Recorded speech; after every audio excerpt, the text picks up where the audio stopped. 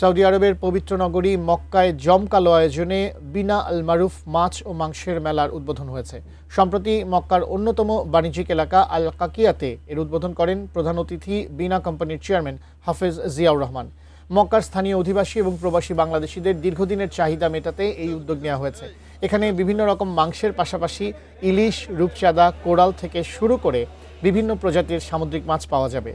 উদ্বোধনী অনুষ্ঠানে বক্তারা বিদেশে বাংলাদেশের পণ্য রপ্তানির পাশাপাশি নতুন কর্মসংস্থানের সুযোগ সৃষ্টি ও বৈধ পথে দেশে রেমিটেন্স পাঠাতে প্রবাসী ব্যবসায়ীদের ভূমিকা তুলে ধরেন।